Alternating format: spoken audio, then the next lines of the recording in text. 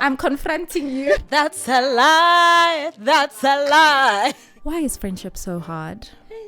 Trying to make plans in your adult life is like, hey, let's meet up for coffee. Yeah, sure. When are you free? How about 4 months from now? The knowledge that I have now in my late 20s going into my 30s, it's helping me to navigate friendships a lot healthier. The thing that I miss the most is, yes, the ease, but also just the presence. Because we're your sister. Hey! Stay together.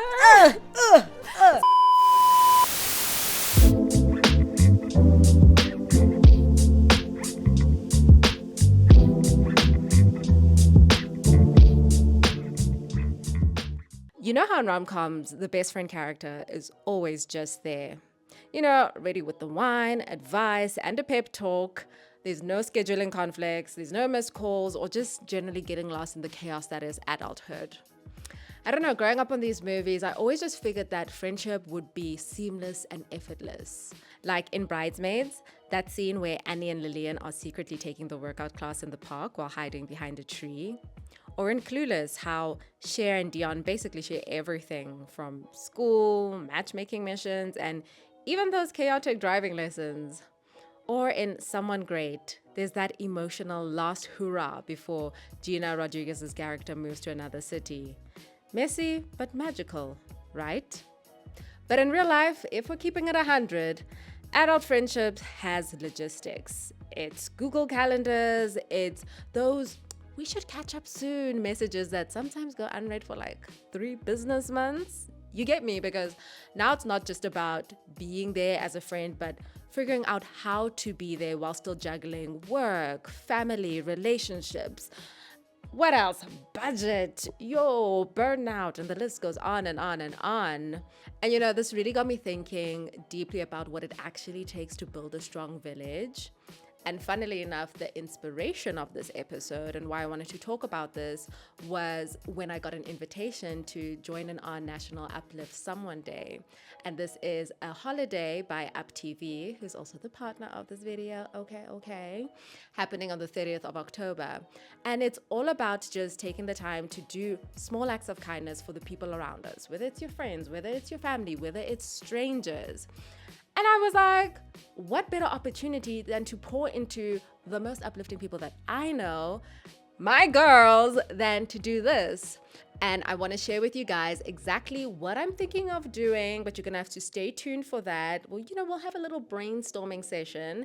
And if you maybe want to take part, then you can also visit their website for some ideas and inspiration on upliftsomeoneday.com or check out the full playlist on YouTube.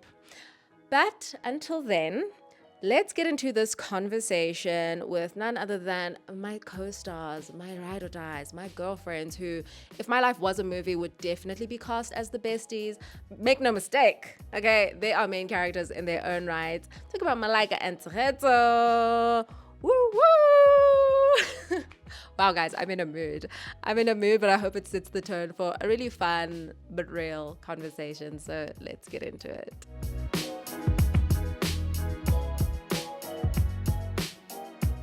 Girlies, welcome back to According to B. Even though for everyone else, it's their first time seeing this situation together. Yeah. What y'all don't know is that this is our third time. We're no strangers of this episode, this everything. But in the spirit of friendship, I said, y'all, we gotta redo this. And y'all said, Eish, okay. Heavy on the ish. Yes. Okay, which is like literally our topic of the day. I mean, we've spoken about friendship at length on this podcast, which you guys both featured on the previous one, the audio only version. Real ones will know. Yes. These girls were part of my seat at my dinner table for meaningful friendships. And that was like a really nice and obviously more positive friendship lovey-dovey episode. Whereas this one, we're all about getting real, okay, on this platform. Yeah. And in this one, we're going to talk about, you know, sometimes when friendship gets a little bit inconvenient, when things that, because I think with adult friendship, we've spoken a lot about, like, you know, how there's the transitions, there's careers and stuff that get in the way, there's partners and whatnot, but also money's an aspect that has come into play with friendship, right? So I was like, okay, let me bring these girls on. Third time lucky. Let's hope third time lucky. We'll get it right. But do y'all want to introduce yourselves? Because yes, They Am I probably don't know being who you are. please? Yeah. Okay, hi everyone. My name is Tshegetso. You all know me. Yeah, I'm like a part of the furniture on this channel. Yes, ma'am. I really am. I'm obviously here because I'm Bokang's friend, and yeah. Yeah. Yeah. Okay, wait. I just had an idea. What? Because obviously it's the rom-com edition and we're in our movie main character era. You need to, introduce yourself and then you need to give like a short 1-2 sentence, our meet cute. So it's like, how did we meet? You hate our meet cute, but I'm down for I that. hope you'll tell the truth. I will tell the truth. Please take it away, your meet cute. Okay, our meet cute. Oh my goodness. Because ours is kind of giving second chance love. It if is we're second talking chance. about No, it tropes. is. Because Yeah. we met each other the first time in 2017, where we were actually just working together on one of the series on your channel. Yeah. If you go back to 2017, the B word, you're gonna find somewhere there. My name is at the bottom of a video, unfeatured, the credits. Yes. But that's where we met the first time, and then we didn't speak at all Yeah. until 2023 when you were looking for to add people to your team. Yeah. And I applied, but I waited for I saw the post. Yeah. I was like, no, I need to think about this.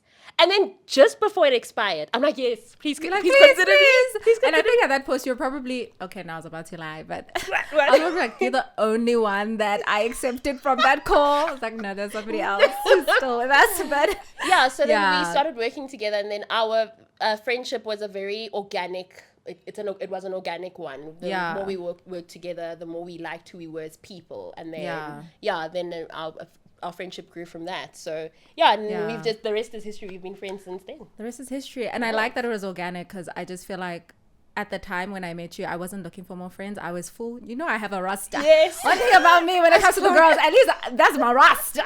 Okay. So I mean, Yeah. okay. But Yeah. just over time, and Yeah. we obviously quickly got along. And then Yeah. over time, we just developed a personal relationship as well. Yes. And now look at you. yeah. You out here on every video where I'm like, hey, I need somebody. Come through, girl. No, real. My face is popular here on Come the on, channel. come on. And then you, sister, let's see if you will tell the truth. But I okay. will tell the truth. What it do? What's up, guys? I am Maliaka. Another OG. Well, you are really the OG apart from me on this channel. Because I mean, here and there, Okay. sprinkled here. You have to do at least once a year. Once a year, make an appearance. I'm sure you've seen cream being splattered on my face. If you're a real OG, you know They've exactly seen what I'm talking cream, they've seen you trying on outfits. Crying. They've seen you crying, taking off your makeup. They've seen Yeah. you doing girl tags. Yeah. Through all the evolutions, girl. Yeah, if you're a real one, our meet cute, which I'm telling the truth and nothing but the truth. Okay. So paint the scene for you guys. It needs to be short, Maliaka. Yes, I'm painting the short scene. Okay, I'm just saying. 2024. 2024. Yes, that's when we were in grade 3, girl. No. Oh, sorry, what grade? 2004. Oh, guys, I'm in the 20th whatever century. Yeah. 2004. We're in grade 3. I've been at the school we went to for 3 years. Homegirl pulls through. She's a new girl. I see her. I'm like, ooh, this girl I think I like her, And then me and another friend go up to her and we chat to her. First of all, one of the teachers told us to take care of you. Okay. So I was like, let's go. But as we were taking care of this girl, I was like, I actually genuinely like her. Yeah. And that's what we did. And then I was like, this is my friend. I've decided. I made sure we stood in that line together in the quad. And I was like, remember, but you see, okay. exactly. So how are you telling me My version that your of version events, is which wrong? is the truth, is that we were in class and the teacher said, who wants to, because there were 2 new girls, me and another girl, and I can't believe we always have this argument, but Always fun about this. like, hey, but this is serious, man. But they asked who wants to be Bokang's friend and show her around. Like the fact that in your story you were in the quad and I was in the class. No. The quad is different. Oh, is it a different thing? The quad is when we stood in lines. And I was okay. like, come stand in my line. Okay, that probably did happen. But the deal breaker was when teacher asked who wants to show Bokang around. A few people put up their hand. Our other friend, but not Maliaka. Maliaka put up her hand. For the other That's girl, a lie. That's Cynthia, a lie. sorry, girl, I have to put you on That's a blast. lie. But anyways, as I say, because I have such a loving heart, I forgave you. And who knows how many, 20 20 plus years later, we're still here, honey girl. Yeah. Period. Love it. Period. All right. On that lovely note, let's get into the episode. Okay, so I've got dilemmas. Tshegetso, you know. Well, Maliaka, you should know too if you've been watching the rom-com series. Yes, I have been. Okay. I'm within. Okay. I'm within. Yes. So we've got some dilemmas that we're gonna listen to. We'll obviously give our thoughts and stuff, kind of discuss, and then help the girls out. And they're all in relation to the topic of the day. So are you guys ready? I'm gonna read them out. Yes. Let's go. Okay, number 1, titled, "Why is friendship so hard?"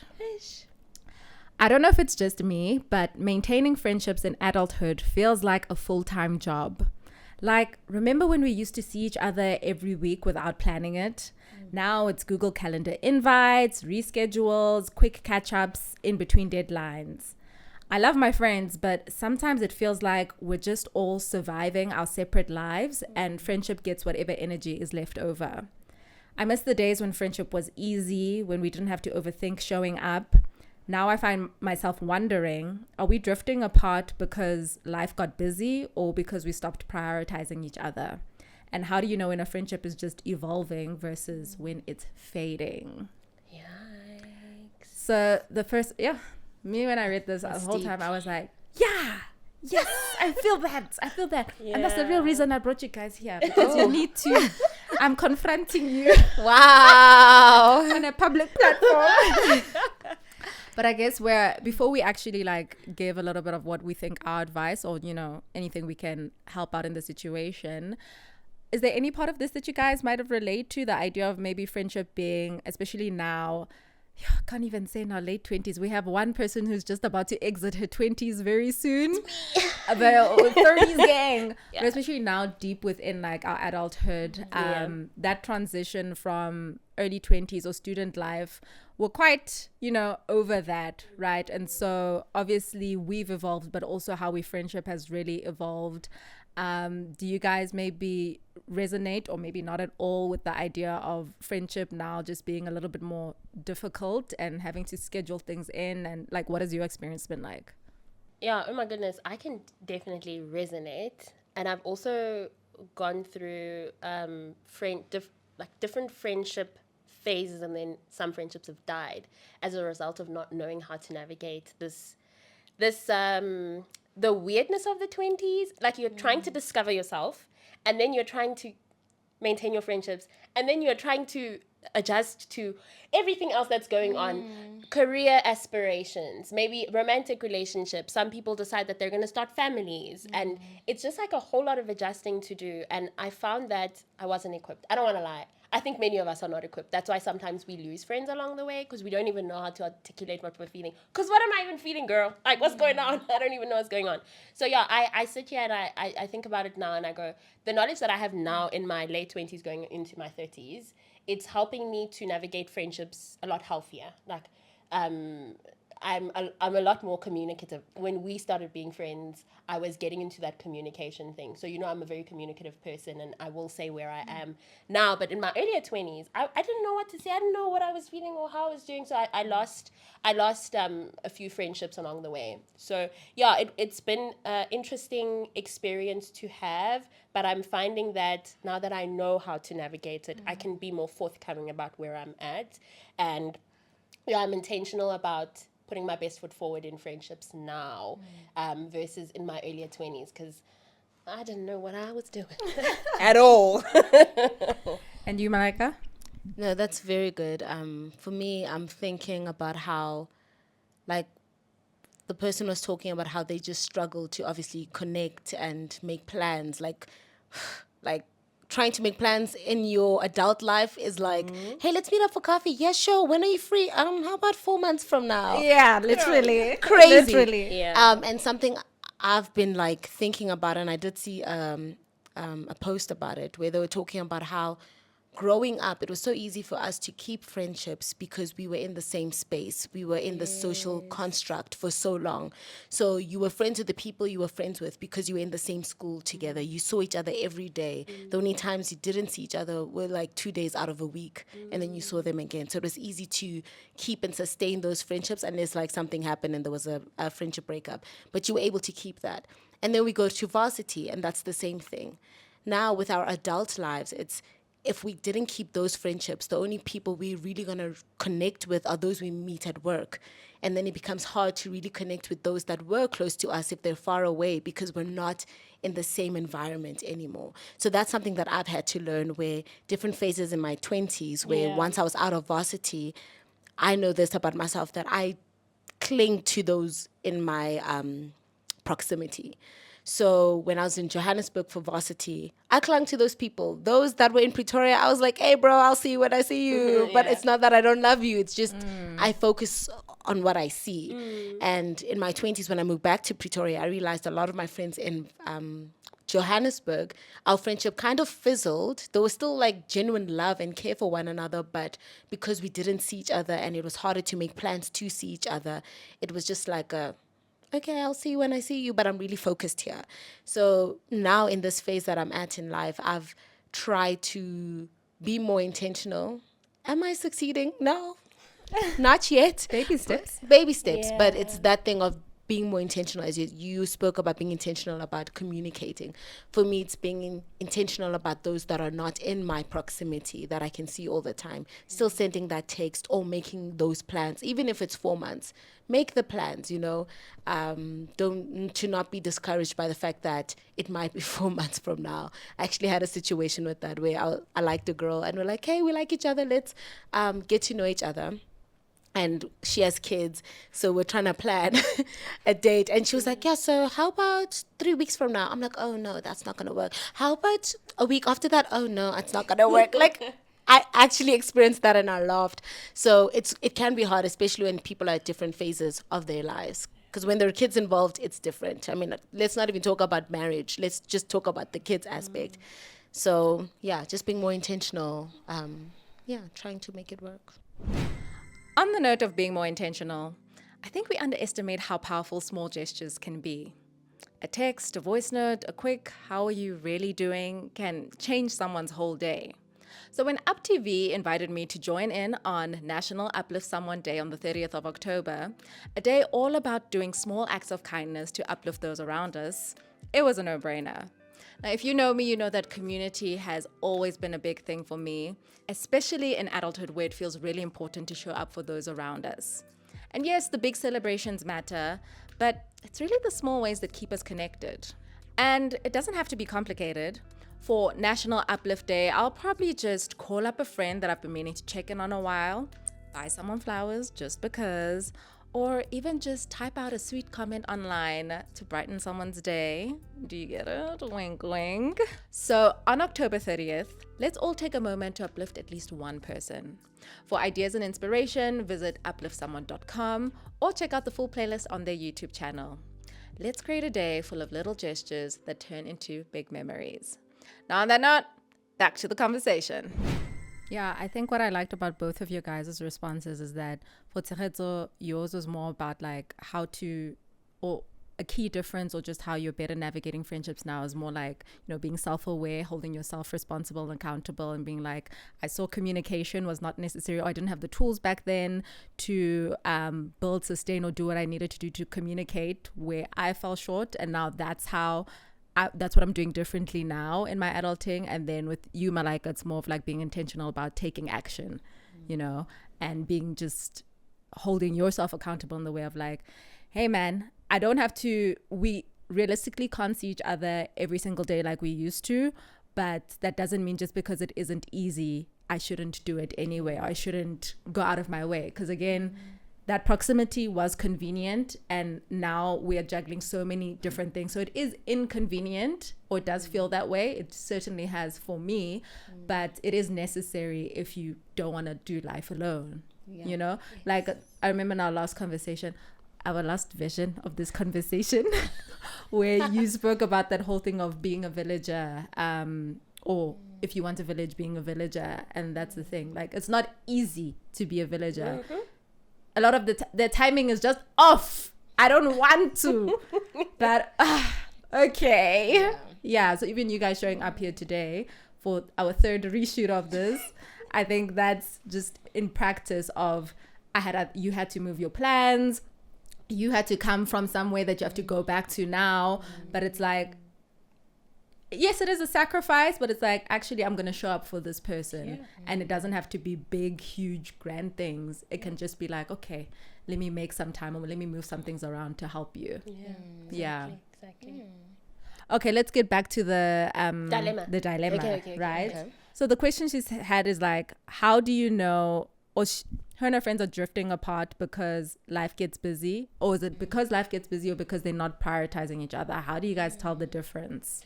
Whoa, this is a really good question. And because I'm looking at it from where I used to be versus where I'm at now. I think when you are drifting apart, it's when you are not really connecting on the same levels. You're not resonating with a lot of things. Maybe your values are looking different. Your priorities, even priorities looking different, can really have a heavy weight on a friendship. So I feel like that's what drifting apart would look like. It's also just not really making an effort, and not really showing up and not trying. And like you said, you're not even trying to make the plans for 4 months ahead. You're not even trying anything at all. So I feel like that can form a part of drifting apart. It just, you don't resonate with each other. You are not trying yourself. You don't even feel motivated or committed to try. You know, when you get to a point in a friendship where you're just like, I don't even know what the point is anymore. I don't know why I'm doing this anymore. And I feel like we need to be present in our friendship. So if you feel that disconnect, and maybe you've tried talking and you've tried making the plans and nothing is working, then that's just happening like that. I've had friendships that have drifted apart where we weren't fighting, but I just couldn't relate. We were not gelling anymore, and it just wasn't working. And then, what's the other one again? Yeah, it was between whether you're drifting apart or you're just not prioritizing. Oh no, is it just a busy season in your life, or are you not prioritizing? Okay, and then when it's a busy season, I feel like with a busy season, you're still talking to your friends, even if it's once in the week or once in 2 or 3 weeks. You're still trying to show up, and you're meeting each other halfway. And I think the communication thing also does show up in one way or another, especially when you are committed to making the friendship work. So like, for example, with us, we work together, right? So we talk every day, but it's not the same as when we are out or I'm visiting you at your place. It's just not the same thing. But we are aware, and I've realized that because of we are aware of the nature of our friendship and the fact that we work together, we are able to say, okay, we are dedicating these coming weeks to work. It's like now a subconscious thing. Like, we don't even talk about it anymore. We're working now, and then when I see you one weekend or whatever, we'll spend the whole weekend together, and we won't do work stuff. So, and I feel like it's a place we've gotten to because we also talk. Like, we've talked in bits and pieces, and we've gotten to a point where we are in agreement of how this works. So it's not that, oh, because of we're working, this is our version of talking, because we know that's not our version of talking. We know that's not our version of spending quality time together. So I feel like you need to, like, these things, they take time and they take effort. And it's also in the bits and pieces of effort that you are making. Every time when you pick up the phone, when I answer your call and you say, how do I deal with this? And I'm like, here, you can do 1, 2, 3, and I'm here for you. You're like, oh, I can trust Tshegetso. And then that thing extends itself continuously. Every time we talk about, I'm really busy, or I'm in a difficult season and I don't know how to balance these things, you're letting me in, and it's creating space for me to be like, okay, this is how I can show up for B, this is what she needs for me. And it builds into something as time goes along. So yeah, we don't just get to places where our friendships are, 20 something years of friendship, that wasn't all natural. You've had bumps in the road. Even in our time of being friends, it feels like we've been friends for so long because we've experienced many, many things together. But it's in the small, like, we will take the small moments for granted, or the moments that aren't so significant. It's not like a big milestone or something like that. It's in the small moment in knowing that when you call me, I'm either going to pick up, I'm going to call you back, or I'll text you that I'll call you back. You know what I mean? So yeah, and then you get to a place. And you actually do it. Yes. You and follow through. Yeah. Exactly. So you build trust over time, and yeah, you then find yourself in a place where we're working for 5 weeks because it's work season. But we also know that I'm not neglecting you. I'm gonna come back. We'll come back. We'll do a weekend. We'll do a week. So, yeah, that's my answer. That was so long, but yeah, that's my answer to that. Yeah. Something I was just thinking about in regard to the drifting apart. I think it's important to know that sometimes you drift apart because, as you also kind of mentioned, you're just two different people now. Yeah. That person can only relate to the person they met 5 whatever years ago, and you're not that person anymore. I mean, whether it be the fact that your morals, your values have changed, as you mentioned, or you're just in a different place in life. Like, you're not the same person. And I guess it's important, or yeah, it is important that the friend knows how to adjust.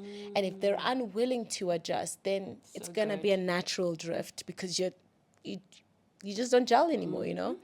And with regard to prioritizing, I know for me, I was confronted with this, like a whole, not mental breakdown, but more, what do they call that thing? Thingy crisis. Crash out. Not a crash out. Oh. Midlife crisis, but not midlife. Quarter life. Quarter life. That's the one. So, yeah, we're just really assessing certain friendships and like, are we actually friends, or were we friends because of a certain, we were in the same vicinity, as I already mentioned, that's something that I was drawn to, or do we actually have something in common? Yeah. And I had to come to the realization that, hey, I actually don't think we're friends, because every time when I started assessing our friendship, I realized I'm the one who's giving more. I'm the pursuer. And If I wasn't doing anything in this relationship, it would die. It would die. And It then would I have stopped. And then it died. And that's when you actually realize where you stand in someone's lives. So if that's another reason why something would drift, is when you stop. Yeah. And then there is no friendship, and you realize, oh damn, we only met because I initiated. Then they're not really your friend. Yeah. They were your friend, you were not their friend. Yeah. And it's okay. Yeah. It's one of those hard pills that you just take and you move on. You grieve if you need to grieve, but you move on. So that's something I've learned. So it's either one of the two, where you're not in the same place in life anymore, or you're not their friend, or no longer their friend anymore. And that's okay.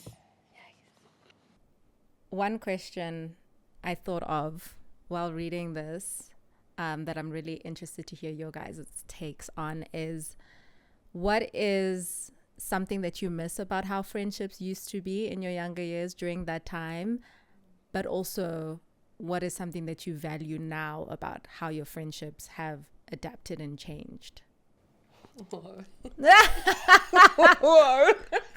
I already know just with the first one. Okay. I miss how easy it was. I just want to see all my friends all the time. No, I was thinking the same thing. I was thinking the same thing. I was thinking the miss same thing. that, because now everyone is so far away, and it's so much effort. And also I feel so awkward sometimes. I'm just like, okay, it's either we're going to meet 4 months down the line, or like, I can't reach you. You're so busy. You're in a busy. I hate that. Like, can we just see each other every And also day? now I have to understand that you can't see me because you have to work, or you have like, I get it, but it's irritating. But I can't say every time that this is annoying me that you have to go make a living. It's like, can you just be available, please, man? No, for real. You know, when we're talking about this now, so I remember your dad wanted to book us into one of those places, right? Hey, we were on the group trying to coordinate. Yeah. Not everyone can be there at the same time in the same way. And then when there is availability, then other people are not available. Yeah. And then when there's no availability, then people are available. So yeah, it just reminded me of that. Like, we share the same sentiments, in that it was so much easier. If I'm calling you, like I'm at Rez and I'm, let's go have a drink. Yes, now, let's go. Let's go now. Yeah. So yeah, I really miss that. I miss that so much about friendship in the much younger years. But one thing that I value many things about friendship now. I think that the thing that I value the most about friendship is how safe I feel and how well handled I feel. Especially, when you are, because adulthood, the trials and tribulations will be trying and tribulating, and you do need people that you can rely on and lean on. You do need a community. You do need a trusted friend or two that you can go to. So I feel that now in adulthood, especially speaking to our friendship, I just feel like that's something that I really value now that I don't think I would have even considered back then. Safe. Let's go have a good time, girl. And let's not have too much conversations about the hard things. But it's nice when you can have hard conversations with the people that you can rely on and trust, and you know that they won't use it against you, and you also know that they're sharpening you. Like I love how sharpened I've also become as the years have gone on being in friendship with you. And I know that you can also speak to that. Like there's no way you'll be friends with Bokang and not be sharpened. What can I say? I'm a sharp girl. Come on. Yeah.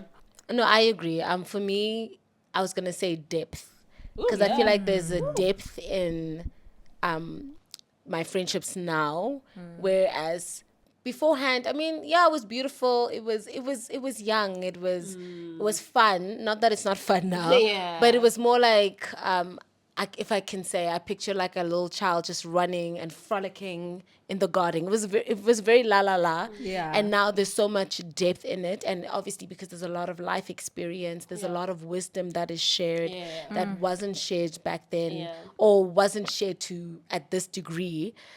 So I really appreciate the depth that I have in my friendships. Yeah, I would echo like both of what you guys said, in that the thing that I miss the most is, yes, the ease, but also just the presence, and how we just take that for granted, and that I'm actually not doing life alone, and how life has kind of been, community was inbuilt in my life, and also just everything else was structured for me, so I don't have to make 10,000 decisions, but just having that constant presence and living life together instead of catching up, as we've been saying.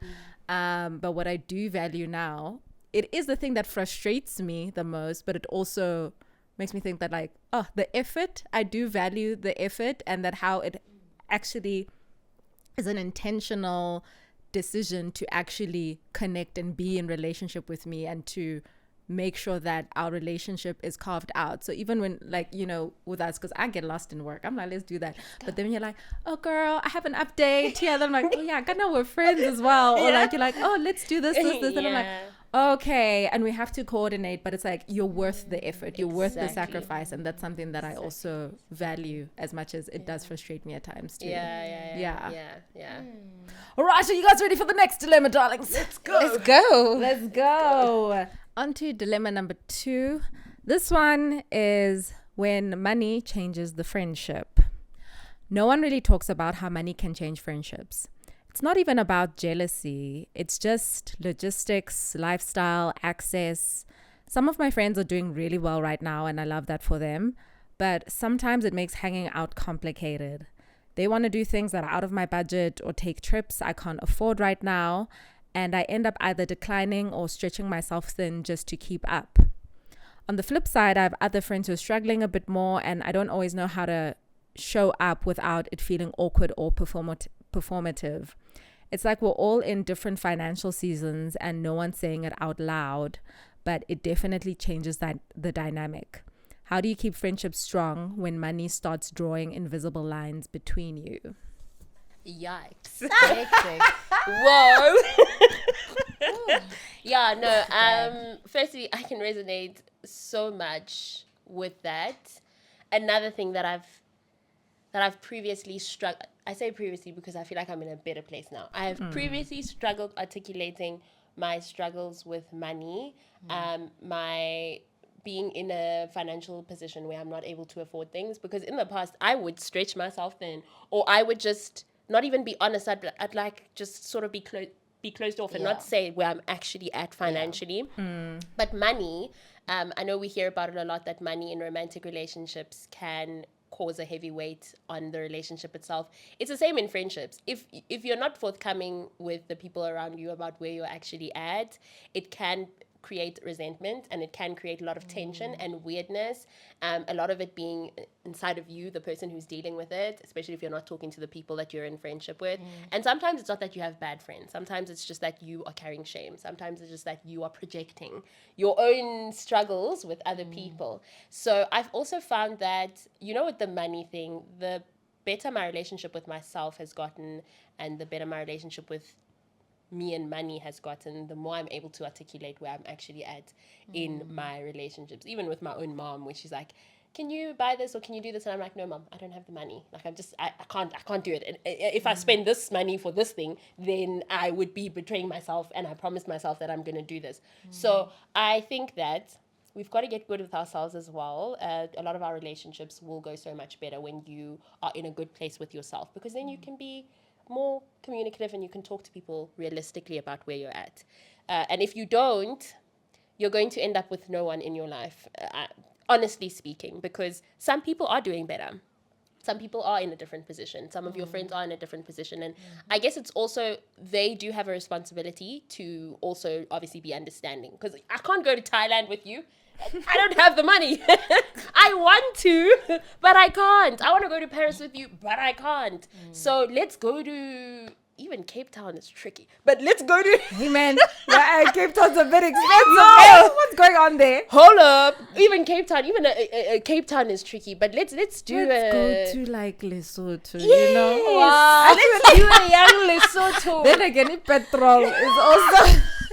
Let's go to a restaurant in Joburg, a museum. Let's go get ice cream. Girl, Let's go to the park. Emmarentia is free, guys. Emmarentia is free.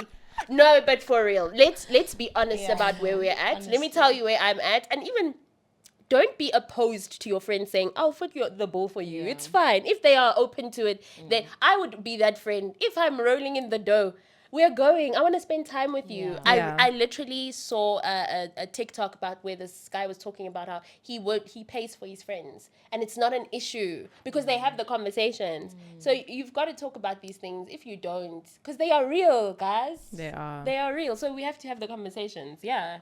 No, I agree. I think I love that you spoke about not betraying yourself, like with your mom. I think I took that. I'm like, write that down. Don't betray yourself. But just on that, like, if you are carrying the shame, then you are naturally going to close yourself off. And I'm a believer, so I believe that. By believer, I mean, like, I believe in Jesus Christ. Hallelujah. He's my Lord and Savior. Hallelujah. And that's on period. But basically, when you lean into shame, that you naturally box yourself out, or rather box yourself in, and separate yourself from other people. Yeah. And then that's where you allow the enemy to start speaking into your life, and that's where you start coming into alignment with like the poverty spirit, and coming into alignment with all these things about who you are when that's not who you are. So what they always say is, whatever you are feeling, don't keep it in the dark, bring it out. So if you have friends who love you and you say, listen, this is where I'm currently at, you're bringing it out into the light. You're not expecting anything from them, but then you are just not holding onto that shame, or not even holding onto the shame, but having shame. You're just being honest. And if they love you and they are your friends, then they will see that and they'll be like, okay, cool. It's either I'll flip the bill, or, oh, I can't flip for 2 bills right now. Let's do something else. They can pivot. So I think honesty, communication is very important. Otherwise, as you said, you'll be alone. Yeah. Because there'll come someone else now, and then the same issue is going to arise, and you're going to feel too ashamed to say anything, and then you won't have any friends. And same, like you said, if you have friends, like she spoke about how with her other friends who maybe don't earn as much as her, same thing. You be like the other friends. It's either you flip the bill if you can. If you can't, then pivot location. I always say the one who has the most money, maybe don't suggest the place. No, really, come on, because like, how you want to do 8-star course meal at Marble, darling? Maybe I can't do Marble. Maybe let's go somewhere else, and that's okay. That's okay. Maybe ask the friend, like, hey, where do you want to go? And then let them choose the place, and then you go to that place, you Yeah, know, yeah. not you feeling, because also as the friend, you might feel like, oh, I always have to flip the bill, and you might feel all this weight of like, gosh, I'm carrying so much in this friendship. Yeah. But then when you are allowing the friend, because also you're giving them dignity, like they always say with homeless people, some of them, they don't necessarily want you to just hand them money. They actually do want the job, because then what's that proverb? Give a man a fish and he goes hungry every day, but teach him how to fish, and then at least he'll have food every single day. Yeah. So no, I said it wrong. Oh. Give a man a fish I'm going, and he yeah. will eat for one day. Oh, okay. Teach him how to fish, and then he'll have food every single day. Something like that. Okay. Yeah. But yeah, so that thing of like, give them dignity, give the friend Yeah. dignity. Don't Yeah, take the that's dignity so away good. from them to be like, no, I'll flip the bill all the time. I got it. Mm. No, maybe they got it. Maybe if they say, let's go to cappuccinos, or let's go to wherever, and they're like, listen, I got it this time, you know? So I just think dignity, giving the other dignity, but also if you're in that position, being able to just be able to bless or just pivot where you guys need to go. One thing that she said that was really interesting to me is like kind of how to navigate friendship when there's these unspoken or invisible lines drawn financially. And the first thing I was like, okay, well, you know, it's like the lines are invisible because no one's speaking about it. Thank You know, you. it's like just this unspoken Yeah. secret. It's like, oh, and especially I think among women, we don't necessarily have or are comfortable, even raised to be financially transparent. Yes. We will negotiate for less when it comes to work, and we're Yes. willing to do more even if we're overqualified. But I think also in our close relationships, if you don't come from a family that openly speaks about money, and maybe from an African lens, it can sometimes be seen as distasteful to openly talk about money in some situations. I'm curious with you guys, how do you guys navigate that, or how comfortable and open are you to being like with your, and how necessary do you think it is to be open with your friends of like, this is how much I earn, or this is where do you kind of give like a ballpark, this is where I'm at? Do you want to, for you, would you encourage people to be a little bit more like, just give a range or an idea, or just kind of more a full transparency of like, this is where I'm at and how appropriate that is versus inappropriate? This is a good question. I don't know if I have an answer to it myself, which is I'm just like, do we speak about numbers? Yeah, I was like, though? spreadsheet, this is me. No, I don't. So I'm going to say something that you said something a while ago to me, where you said, you are a reciprocator, right? You move based on how the other person is moving. If they are going to meet you here fully, you're going to meet them here fully. If they're going to meet you halfway, you're going to meet them halfway. And I think that it's a good principle to have in friendship, in life in general. Well, to a certain extent. But I think that it depends on the friend. I'm saying all of this to say it depends on the friend. So with you, for example, I really would not have a problem saying, I have 15,000 rands left in my account. If we do this trip, then I can't do 1, 2, 3, 4, 5, but I can come. With somebody else, I'll give a ballpark figure, for example. So for me, it does depend on how comfortable and how safe you feel in your friendship. I know if I show you my bank account, or I show you my bills, or I show you my obligations, you're not going to be like, oh my gosh, ew, why do you have that as an obligation? No, because some people are just like, oh my gosh, you're helping your mom build a back room, or you're helping your grandmother put cementing somewhere. Why are you doing that? Yeah, you know, some people really don't understand. And I know that there are people that, because of their privilege or whatever, they won't understand. You don't stop being my friend, but I'm not going to share that with you because I know your reaction. You know, and you know, as women that believe in Christ, we don't push people away because of they don't look or sound a certain way. We have different friends. We have different people that we're in community with. So it does depend on the friend for me. And it depends on a lot of things. It's where we are in our friendship and how safe I feel. But I would never have a problem telling you that if we're going on this trip, please just know that when you go to the Louvre, when you go to wherever in Paris, I'm going to not come with you. I'll go sightseeing. I'll go do stuff where I can't pay, but I'm coming on the trip because I ain't trying to miss out on nothing. So yeah, I think it does depend on the friend. That's really it for me. We aren't, you know, the three of us know we have friends, we have community members, and they are all important to us. But they're not all on the same level. True. And that's actually, that's really, And you? That at first I was like, oh hell no, you're crazy. Why do we need to I don't need to know what's in your bank account. You don't need to know what's in my bank account. But now, as you like, when you're talking about trips and stuff, I think that's important depending on the friend. I mean, or rather how transparent you'll be depending on the friend. So I think that's really, really good. So yeah, I share the same sentiments now that you have elaborated. Okay. So I just feel like, whilst I do agree with you, especially on the point of it depends on the friend, and also just cultivating that safety, because it's quite a vulnerable thing. Yeah. And feeling exposed. I feel like for me, I want to get to a place or work towards having a little bit more transparency with my friends, in terms of like earning potential and money, and like, especially as someone who is actively working towards building towards wealth, you know, just because I do feel like when there is a lot more like, well, it's a lot more vague and secretive, a lot of money does get left on the table. Yeah. And what I mean by that is that just even the ideas of how much is possible, or what's a good amount or a normal amount. Yeah. We have differing ideas, and so you can keep playing small because you don't know how big you can go, because you don't even know how much I can make, or the way that I view. We come from different backgrounds, right? And so, for example, if I've had access to like, you know, financial advisors and trusts and whatnot, I'm obviously going to be operating at a different level. And, you know, when it comes to investing and all this stuff, and if we don't have a culture of like openly talking about that, how can you come up with me? And how can we ever get to a place, or you're going to be playing the game much longer because you don't have the playbook like I do.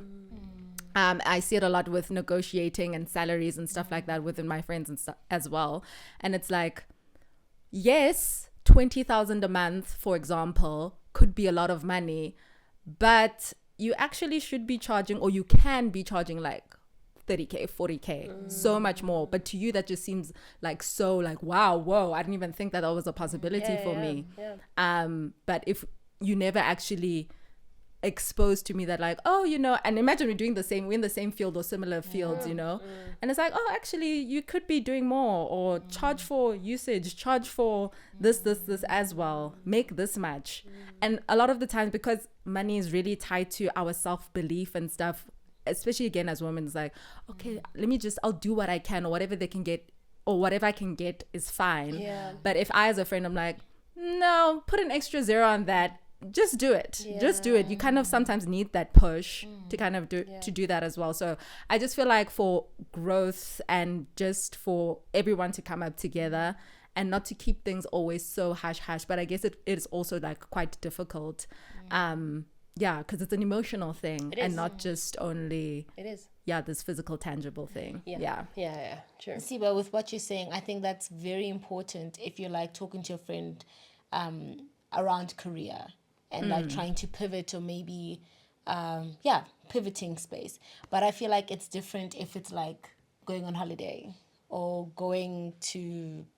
But also, if I know that you earn, like, let's say I earn 500, and then my friend, let's say my friend earns 500 and I earn 10,000. If I know that she earns 500, then I'm not going to be like, let's go to this 10,000 a month, or let's do this all the time, because there's that, you know what I mean? I get what you mean. And I guess then it means we just need to get a lot more comfortable with just going there with our friends, with the people that you feel safe with, and you can actually trust with that, and won't hold it against you. We have to, because like you're saying, then it also does affect sort of what you're suggesting we go do. Because now I'm always going to be suggesting, for me, it's like 2,000 is going to be cheap to me. And like, I'm used to playing at 10,000, but I'm like, you know, let me bring it down to 2,000 so she can, you know, at least enjoy it. But even 2,000 is too much, because I don't even know where you're at. That's so good. Actually, I wouldn't have thought about it like that. But that is a very, very fair point. Yeah. I mean, but we're all works in progress, and we'll just... navigate, but that's why we have conversations like these. Bring that pay slip, guys. You know, Hey, on the table. let's see. This is me. That spreadsheet that you're talking about now. Roll it out. Roll it out. All right, girls, to wrap up our conversation, we started off with our meet cute. Okay, I want to go back to our friendship movie. So let's just finish the dots a little bit. Okay. So we had our meet cute, but what is our, and maybe based off of our conversation and new things that we've learned about each other, in our friendship movie, give me title of our movie and genre. Oh my, title of And what I mean by genre is like the kind of type of movie. Are we doing like, those friendship buddy movies? Is it like a girls trip movie? Is it a bridesmaid movie? So what is the friendship movie that you're casting us in? Jo? Oh, I've got ours. The girls get their groove back. Period. Love. And our genre has got to be, so the thing with us is, in this movie, we are a little bit of Andy Sachs. We are a little bit of, who's that other, when she does in How to Lose a Guy in 10 Days. That's also Andy. Is that also Andy? They're both Andy. Andy Anderson. Oh, yes. You guys are down with these surnames. Listen. So we're both of them in that we are really young, we are free, we are pursuing career. Yeah. But we are also Hot girls. we're hot girls you and we get are it? up friendship wise. Yes. And we are sort of trying to be up romantically. Yeah. We're sort of trying. Yeah. But yeah, mostly we're living and we're thriving and we've come out of some difficult seasons, but the girls are they've got their groove back. The girls got their groove back. Yeah. I love it. Malaika. This is hard. You Don't read think the about it questions, too Miss much. Person, part of the production Didn't team. actually. I promise. Oh, good. I'm stressed. Okay, I felt like our movie. Okay, maybe because listen, when we were young, we were writing movies and we were writing shows. I was So thinking, I was there. I was in that world, but I was like, I feel like that Go makes there. sense, honey. Cause we're your sister. We stand together. So what do we do? Are we stomping the yard? Are we Hannah Montana? I just feel like it has some sort of creative or performance no, aspect definitely. to it. I was in the world of.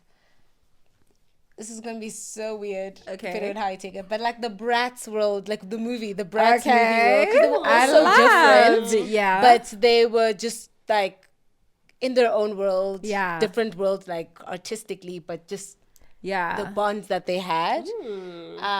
Really to show there's a similarity, but you can also be different, but similar. You know.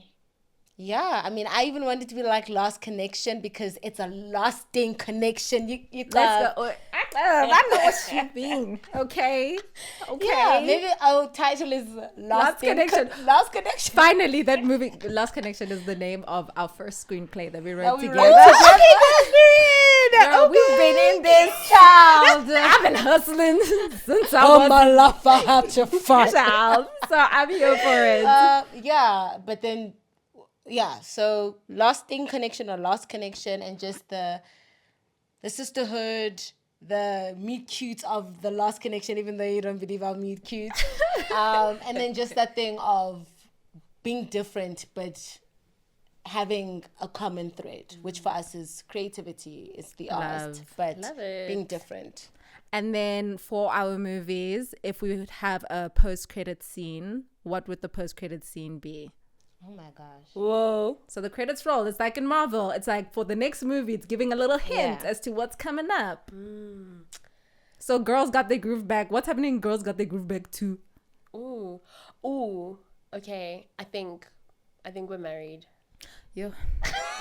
I was literally there. I was like a ring. I would like a ring. I would like a double ring. I'm a I wedding think figure. we are married. There's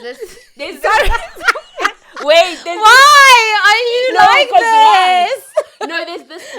there's this scene from the Barbie movie, and the on top, I should have sent it to you. The title goes, "When me and my best friend have found the men that treat us like eggs," and they're like wearing these princess attires, Yeah. and they're driving the car, and then we're like being princesses at the back. But yeah, like I feel like we're married, but marriage is a part of our world. We are still the magic in our world, so Yeah. we're doing amazing career wise. You know what? The counter. Maybe my reaction is a sign that we've descented a little bit too much, and we need to open up a little bit more. To You that. see? So I don't know. Marriage is a bit hectic. But Can there be a man first? Let's They start can there. be a man first. Actually, I'm in a different space now because Yeah, I'm thinking I'm of like- lasting connection and Okay. what the world of our screenplay was. Yeah. Where are we next? I see receiving awards, honey. Ah! Like Clark. I see the things we've been working for so long. yes. Not just, I mean, this, what you're doing, it is coming to fruition. You're actually Yeah. doing what you're doing. You're receiving stuff. The things I'm doing, they are coming to fruition. Amen. But I see the bigger recognition of what we're doing. So like now it's like on a smaller scale. If we're Yeah. winning awards, it's on a bigger scale. So that's kind of where I just see like red So guys, carpet I'm receiving. hearing in relationships, in dreams, it's the fruit. The you know? fruit. That's where we're at. Oh, and I love yes, it. yes. Listen, we're going to be tuned in. And I hope y'all going to be tuned in to the next episode better. where we come and update about where the storylines are actually gone It's now. like a time box now. All right, ladies, thank you so much. Thank you.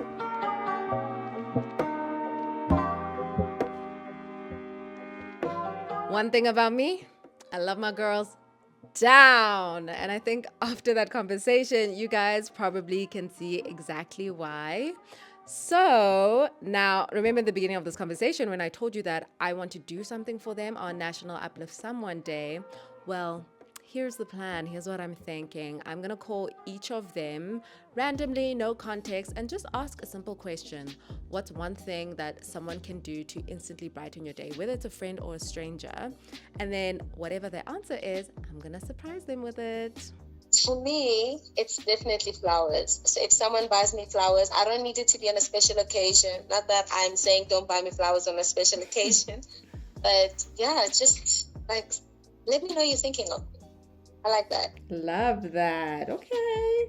Oh, definitely quality time. I really love it when someone takes time out of their day and they're thinking about me, whether it's through a phone call or they pull up to my house and they're just like, hey, how you doing? Maybe bring me food. Like whatever that looks like, it just shows me that you're thinking of me and that I'm important to you and that, yeah, you see me and you hear me. So that's definitely where it's at for me. Oh, love that. We are the same. But wait, why? Are you buying me flowers? Is that what's happening? Hey, don't worry about it. I just needed to know the answer to that question. Thank you very much. Okay, goodbye. Alrighty, so it looks like on the 30th of October, Maliaka's got a flower delivery coming her way, and Tshegetso and I, darling, we've got a video call date, and I cannot wait. All right, so let me know what you guys think of my ideas in the comments and what you guys might want to do. Remember, if you do want to just get some inspo, just think about, I want to participate, what can I do? You can visit upliftsomeoneday.com or check out the playlist on the YouTube channel. And on that note, darlings, I will see you in the next video. Bye.